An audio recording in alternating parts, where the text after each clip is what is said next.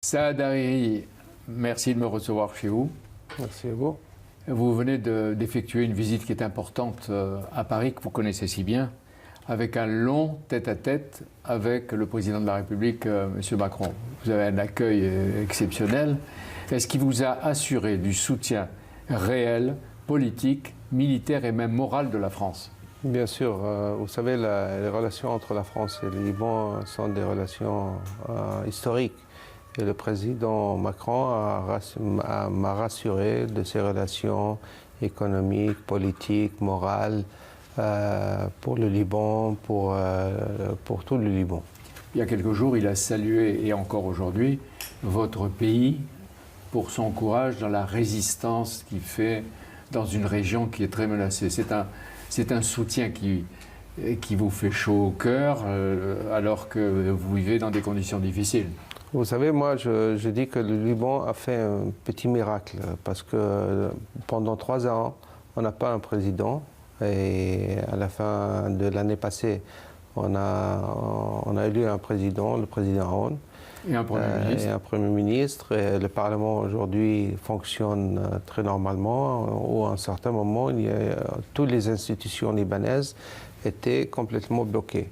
Je crois que dans un milieu de la région, vous voyez ce qui se passe en Syrie, en Irak, en Libye, dans tous les pays arabes, je crois que le Liban a pu se stabiliser d'une manière très, très originale. Et ça peut durer? Oui, ça va durer. Est-ce que les Libanais préfèrent ne pas avoir de gouvernement? Non, non. Ils préfèrent d'avoir des institutions, ils préfèrent de voir ce consensus qu'on a pu établir avec le président. Que vous avez obtenu longuement, après beaucoup de discussions. Vous connaissiez Emmanuel Macron quand il était candidat, vous l'avez très très bien reçu, vous l'aviez même prédit, je m'en souviens, qu'il serait élu à l'Élysée. Oui, je crois que le président Macron est un homme qui sait ce qu'il fait. Il a une vision. Dès le moment que je l'ai vu au Liban, j'ai eu une personne qui a vraiment une vision pour la France et même dans la région, les questions qu'il demandait. Vous voulez dire qu'il est informé, qu'il sait ce qui se passe chez vous? Il sait, et quand on demande les questions, c'est des questions qui sont très sensibles à la région. Et ça, ce qui reconforte, que nous reconforte à nous. C'est pas parce que vous êtes trop gentil avec lui aujourd'hui, c'est une réalité. Non, non, c'est une réalité. Le moment que je l'ai vu, c'était comme ça. Alors, au nom du Liban, vous l'avez invité à se rendre au Liban. Oui. Il a accepté donc aujourd'hui votre invitation. Bien sûr. Il va y aller au printemps. Oui. Et en même temps, il parle de 2 conférences. Comment vous recevez cette proposition? C'est ce que je dis quand je parle de vision. Parce que quand on a parlé des problèmes qu'on a avec les réfugiés syriens, on a 1,5 million de réfugiés syriens. Ils ont fui le régime syrien depuis 2011. Toujours, on avait parlé des réfugiés. Mais aujourd'hui, on fait quelque chose de concret. Nous, comme gouvernement, on est en train de faire un plan d'investissement. On va en parler tout à l'heure. Oui. Et vous voulez dire qu'Emmanuel Macron va vous aider de la part de la France, oui. Et même pour les Européens. Oui, il va mobiliser la France et les Européens pour venir dans cette conférence et vraiment engager dans une solution pour ça et pour le retour des Donc réfugiés. 2 conférences, oui. Une à Rome sur les réfugiés. Non, une à Paris. Une à Paris sur les réfugiés. Sur l'investissement. Et une autre, on n'a pas décidé encore, mais je crois où ça sera en France, où ça sera peut-être dans un pays arabe. Et la 3e conférence que vous parlez, c'était la conférence de support pour l'armée libanaise. Et ça, c'est très important parce qu'on veut renforcer l'armée libanaise et tous les services de sécurité pour confronter le terrorisme qu'on a. On va voir justement ce que vous demandez. Mais pour Emmanuel Macron, comme pour votre prédécesseur François Hollande, Daesh, c'est notre ennemi. Est-ce que c'est le vôtre aussi? Bien sûr, c'est le nôtre. C'est le mien plus que tout le monde. Parce que moi, je suis un musulman, je suis un modéré. cette idéologie que Daesh est en train d'essayer de faire du marketing pour elle, c'est une idéologie contre tous les modérés musulmans. Moi, comme Libanais modéré sunnite qui lutte contre Daesh, c'est mon premier ennemi à moi-même. Donc vous dites comme ceux qui osent dire aujourd'hui les choses vraies et en face, il y a un terrorisme islamiste que représente et symbolise Daesh et peut-être même Al-Qaïda. Moi, je crois que le problème que j'ai avec l'islamistes, c'est parce que Daesh, ce n'est pas l'islam. L'islam ne se représente pas avec des groupes comme Daesh ou Al-Qaïda ou Al-Nusra, parce que ce n'est pas l'islam, ce n'est pas le vrai islam. Ce sont des gens qui essayent de kidnapper la religion musulmane et qu'il essaye de faire du marketing partout, que ça c'est l'islam, c'est pas l'islam. L'islam, vous savez, il y a 1,8 milliard de musulmans dans le monde. Si vraiment il y a un problème dans l'islam, on aurait un vrai problème avec 1,8 milliard de musulmans. Daesh, c'est un groupe terroriste qui essaye d'utiliser l'islam sous le prétexte de l'islam pour avancer son agenda politique. Son idéologie. Mais vous pensez qu'on peut les vaincre militairement? On n'est pas loin en Irak, en Syrie? On n'est pas loin du tout. Et mon souci, j'ai très confiance qu'on va les vaincre. J'ai toute la confiance parce que le monde entier est contre eux. Le monde islamique, tout est contre eux. Ma crainte, c'est vraiment de trouver des solutions politiques vraies en Irak, en Syrie, que pour long terme. Parce que si on ne regarde pas les vraies causes de Daesh en Irak, en Syrie, on ne va pas trouver on va pas trouver les solutions. À la fois la défaite militaire et la défaite des idées, enfin si on peut appeler ça des idées, enfin de ce qu'ils transmettent. Mais en même temps, il y a un islam pacifique qui est en ce moment fête par exemple partout, une grande fête qui s'appelle l'Aïd el-Kébir. Pour vous, ça a une résonance? Oui, pour moi, premièrement, je veux souhaiter tous les musulmans en France et dans l'Europe pour ce Eid al-Adha, on l'appelle. C'est après le Hajj.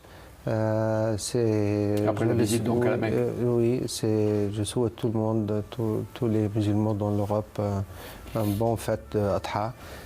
C'est où les musulmans, après le Hajj, ils fêtent comme tout le monde. Donc il y a l'islam, oui, l'islamisme, non. Moi, je crois que quand l'islam entre dans la politique, c'est quelque chose que je crois que ce n'est pas l'islam. Je crois que l'islam doit pas être. On ne doit pas gouverner avec la religion, quelle qu'elle soit. Moi, je crois que chacun a son soir avec sa religion. Musulmans, chrétiens, juifs, n'importe qui.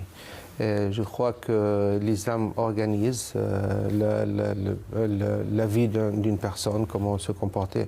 Mais en politique, c'est pas ça. On se souvient de ce que vous avez dit comme un avertissement sévère à Marine Le Pen quand elle avait réussi à vous voir à Beyrouth. Hein? Oui, pour moi c'est comme lutter, mettre l'islam comme un ennemi. C'est pas, je crois pas que c'est ce que le monde veut. Mais il y a certains groupes dans le monde qui essayent de faire un vilain de l'islam. Alors, vous avez eu l'occasion de renforcer l'armée du Liban. Personne ne croyait à cette armée. Et là, elle vient de récupérer une zone du Liban qui était occupée depuis 4 ans par Daesh à la frontière de la Syrie. D'ailleurs, vous êtes allé vous-même il y a moins d'une semaine sur le front. Hugo Kahn est en train de montrer les images. Et vous étiez dans un char, vous avez parlé avec les troupes. Et votre armée s'est installée sur la montagne. Elle a planté le drapeau libanais. Oui. Et ça, c'était... Moi, j'ai travaillé toujours dans l'armée. Je crois que le renforcement des institutions de l'armée, de tous les services de sécurité, c'est la chose qu'on qu'on doit, nous, comme Libanais et le monde, nous aider aussi à renforcer. Parce que si vous regardez où il y a des problèmes dans le monde aujourd'hui, il y a des problèmes avec ces terroristes dans les États faibles. Si l'État devient fort, on n'aura pas de problèmes avec ces groupes terroristes. Et il faut ajouter qu'en symbole, il y a eu un moment extraordinairement fort, c'est quand votre armée a installé le drapeau du Liban, mais quelques jours après l'attentat terrible de Barcelone, le drapeau espagnol, bien sûr, le drapeau de l'Espagne comme signe de solidarité et de lutte contre le terrorisme. Parce que le terroriste nous touche tous. Oui. Est-ce que c'est votre armée ou les milices du Hezbollah qui ont gagné la bataille? C'est notre armée qui a fait toute cette bataille. C'est notre armée qui est entrée dans le joug de Bekaa, qui a jeté dehors les terroristes, qui a lutté contre le terrorisme. Je suis monté au Bekaa pour renforcer que l'État du Liban, c'est l'État qui a libéré toute cette région. Parce qu'on ne comprend pas toujours très bien ce qui s'est fait. On a dit le Hezbollah a combattu et a gagné, etc. Le Hezbollah a combattu Daesh à l'intérieur de la Syrie, oui, de l'autre côté. Bien sûr, avec le régime syrien. Avec le régime de Bachar el-Assad. Oui. Mais à un moment, on n'a pas compris pourquoi il y a eu une pause et qu'on a vu des types de Daesh, avec leur famille, partir dans des cars, en convoi, des cars confortables et climatisés. C'est vous qui l'avez voulu, ça? Je vais vous expliquer. Nous, pour moi, l'important, c'est que la protection de nos soldats. On avait 9 soldats qui étaient kidnappés à un certain moment, à la fin de 2013-14, et ces soldats ont été kidnappés. Pour moi, je voulais savoir, comme gouvernement, où ils sont ces soldats, s'ils sont vivants, s'ils ne le sont pas, où ils sont enterrés. Et Daesh savait toutes ces informations. Donc vous avez négocié, on avait commencé vous nous dites, et vous pouvez partir. On a commencé une très grande attaque contre eux. À 3 heures du matin, ils ont levé le drapeau blanc. Ils ont dit on veut négocier. Quand ils ont dit qu'ils veulent négocier, on a commencé à négocier pour savoir ils sont les soldats.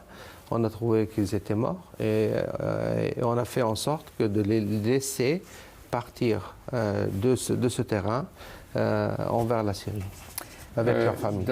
Dans le journal Le Monde, vous avez dit sans solution politique crédible en Syrie, il y aura pire que Daesh. Qu'est-ce que ça veut dire? Pire que Daesh? Vous savez, oui, en Irak, il y avait une lutte contre Al-Qaïda. C'est vrai ou non? Il y avait l'armée irakienne avec les Sahwa irakiennes qui ont lutté avec les Américains, qui ont lutté contre Al-Qaïda. Et ils ont gagné. Mais la faute qu'ils ont fait là-bas, c'est qu'ils n'ont pas trouvé une vraie solution politique avec une vraie partenariat entre les chiites, les sunnites et les kurdes. Mais pour vous? Oui. Pour moi, ce qui s'est passé en Irak, c'est un exemple. Parce que le lendemain, mauvais exemple, parce que le lendemain, quand il n'y avait pas une vraie solution politique, quand Maliki a commencé le Premier ministre de l'époque, le Premier ministre à l'époque, à lutter contre les Sahwa pour prendre du pouvoir des sunnites, il y a eu quelque chose pire que Qaïda. Ou au moment, on croyait que Al-Qaïda était le pire des extrémistes. Ça veut dire que ce mauvais exemple peut servir de leçon et qu'il faut une solution politique. Bachar al-Assad, il peut rester dans l'action politique? Il doit être dans une période transitoire, à mon avis. Et après, c'est les Syriens qui décident. Mais par exemple, vous allez aller voir Poutine dans le 13 septembre. Oui. Vous lui direz... assez de soutenir. Non, je vais voir. En mettant des gants. Je vais discuter. On a toujours un discours très honnête entre nous deux et on va parler de ça. Bachar al-Assad, un jour, il faudra le juger? Mais je crois que le monde veut le juger. Ce n'est pas seulement Saad Hariri. Non, j'ai pas dit vous. Oui, oui. J'ai dit, mais Oui. il faut le juger un tribunal international, etc. Ou alors qu'il quitte le pouvoir et qu'on n'en parle plus. Je crois que la communauté internationale qui décide sur ça. Oui. On dit que depuis une trentaine d'années, l'Iran donne 1 milliard par an régulièrement au Hezbollah. Est-ce que vous recevez de l'Occident, aussi bien des Américains que des Européens, que des Français, autant par an? Non, pas du tout. Pas du tout. Pas du tout. Alors, là, à Paris, vous avez vu le président Macron, Bruno Le Maire, Jean-Yves Le Drian, Florence Parly, etc. Qu'est-ce qu'ils ont promis sur le plan militaire? Par exemple, vous avez besoin de formateurs, d'après ce qu'on me dit, d'hélicoptères, de transport de munitions, des derniers chars modernes porteurs de missiles. Est-ce qu'ils vous ont dit oui? C'est pour ça que le président Macron,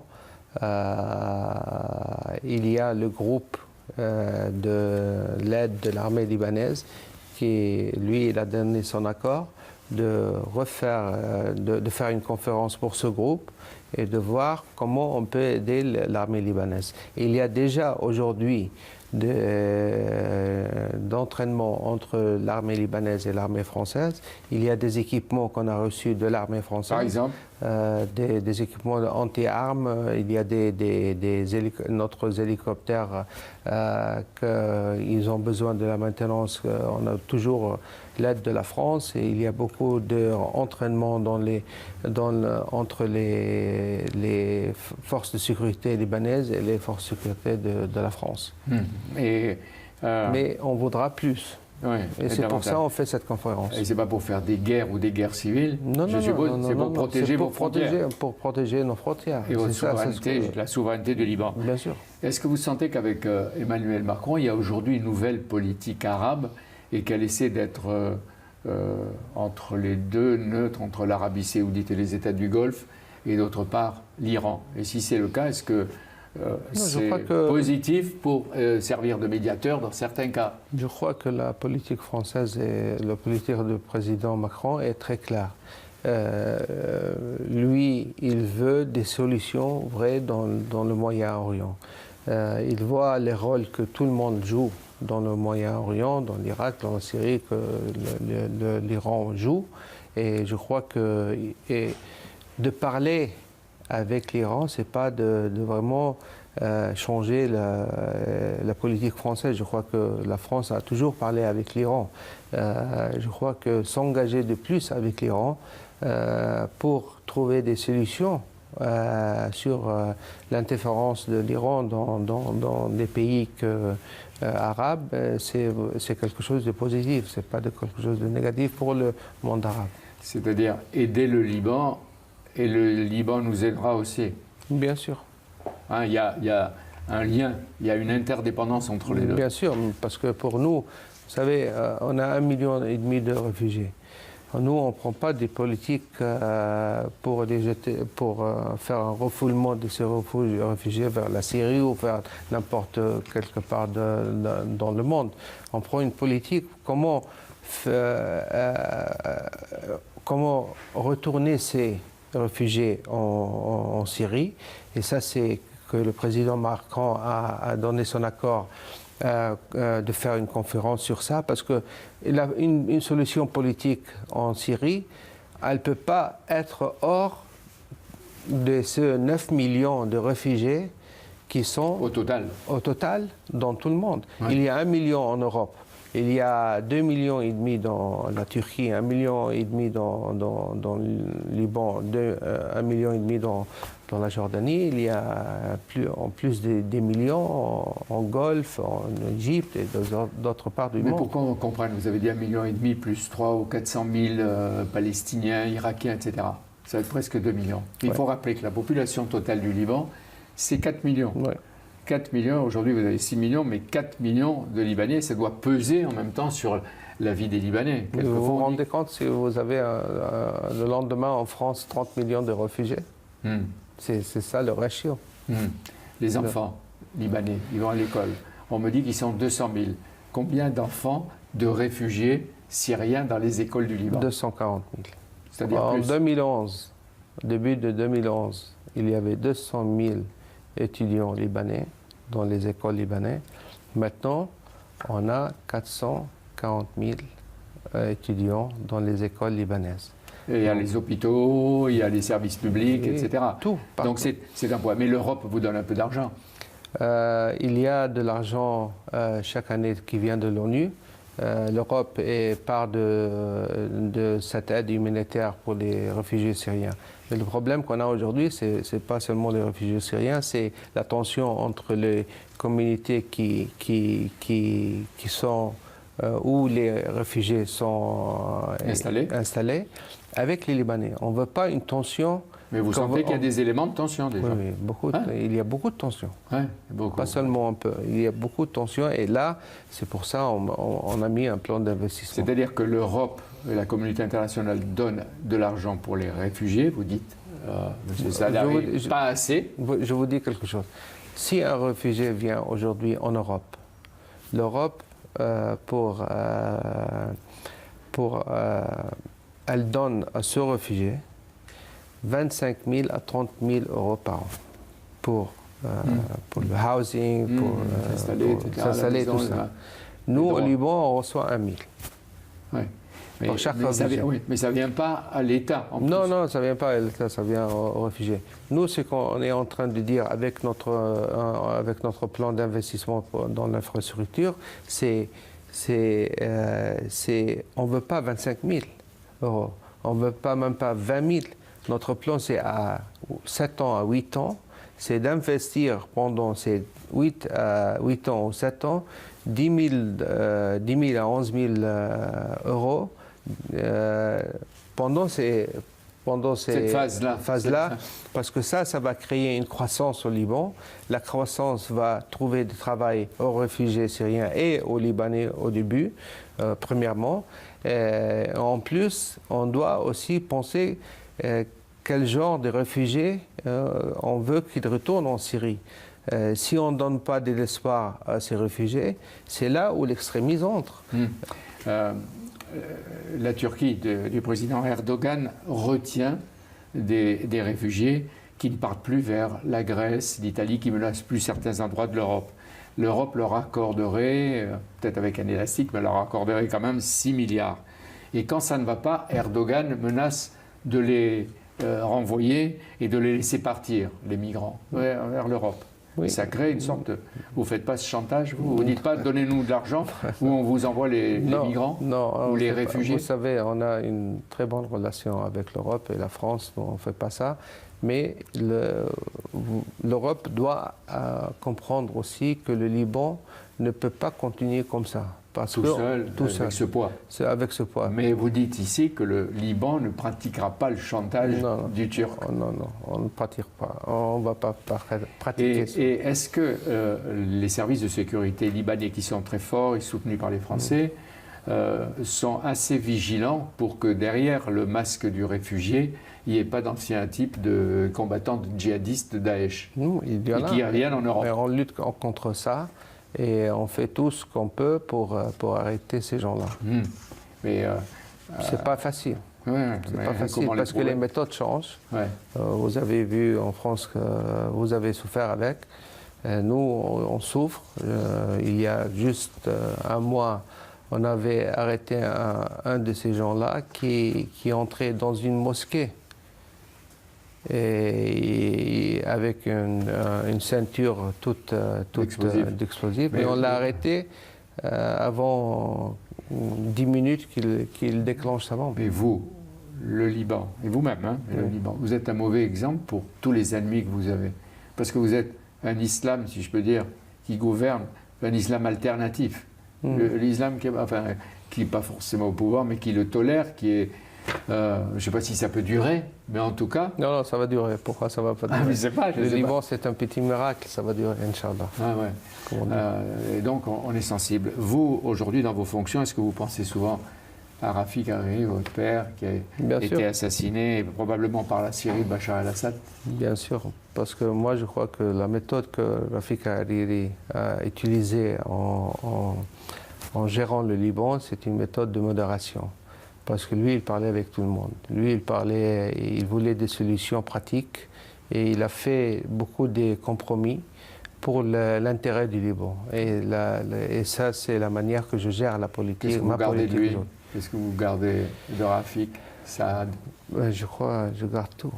Pour moi, c'est l'homme que chaque fois que je suis dans une situation très difficile, je regarde ce qu'il a fait et je fais la même chose. Il vous avait formé? Oui. Non, il ne m'a pas formé dans la politique. Mais vous faisiez autre chose à l'époque. Oui, j'étais un homme d'affaires. C'était plus. Et alors pourquoi vous avez fait de la politique? Vous avez considéré que c'était votre devoir? Non, oui, parce qu'à la fin du jour, la famille a voté quelqu'un, un de nous, et c'était tombé sur moi.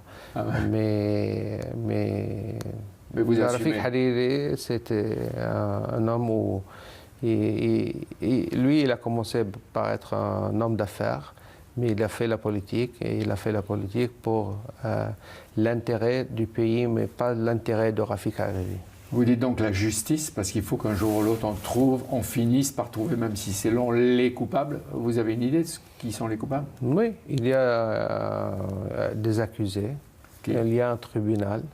Il y a des enquêtes, il y a des témoins en ce moment, mais vous savez? Oui, les accusés sont membres de Hezbollah. Mais pour nous, on regarde la justice. C'est ce que je veux.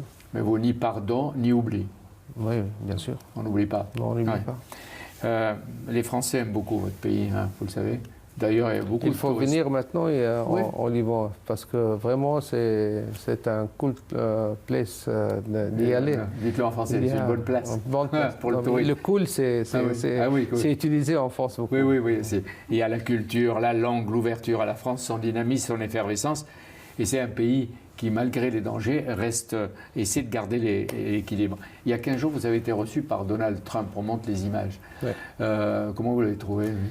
Un homme très warm, comme on dit, chaud. Chaleureux, et il connaît les défis de cette région. Et il veut faire quelque chose de concret. Et il a mis tout son poids pour lutter contre Daesh. Je crois qu'on voit l'avancement qu'ils ont fait en Irak. On voit qu'il y a des vraies discussions avec les Russes en Syrie. Vous dites que ça évolue. Mais en même temps, il disait qu'il aidera moins le Liban à cause du Hezbollah. Vous lui avez fait comprendre qu'il ne fallait pas... Oui, le Liban ne doit pas être puni pour la politique que l'Amérique veut gérer contre l'Iran. Le Liban, c'est un pays souverain. On a des petits problèmes quand on est en train de lutter contre Daesh et tous ces extrémistes. Mais en même temps, il y a le développement nécessaire, avec ce que vous avez dit, le plan d'investissement que la France aidera, etc. Parce qu'il faut rappeler que la géographie du Liban, c'est que vous êtes un peu coincé entre deux pays, la Syrie, Israël, etc. Et on voit l'importance pour vous, on en parlait avec certains techniciens et collaborateurs, des ports comme Tripoli, etc., qui peuvent aider au commerce, à importer, à exporter. La France, elle peut avoir un rôle dans la reconstruction de ces ports, on a un aéroport qu'on veut reconstruire, on a aussi un master plan nouveau sur l'aéroport de Beyrouth. C'est ça le plan d'investissement d'infrastructure. Il y a le secteur privé qui peut faire beaucoup de choses au Liban, et on voudra que les sociétés françaises viennent et vous l'avez dit à Emmanuel Macron, bien sûr. Et Bruno Le Maire. Vous estimez que votre visite était utile pour le Liban, peut-être pour vous, pour le Liban? Pour le Liban. Moi, ce que je travaille, c'est pour le Liban. Je ne travaille pas pour moi-même. Ouais. Si je voulais travailler pour moi-même, je aurais fait une politique totalement différente au Liban. Ah ouais. Est-ce que vous sentez une menace sur vous? Il faut vous protéger. Dans notre région, entre Daesh et Al-Qaïda et le régime syrien et des autres,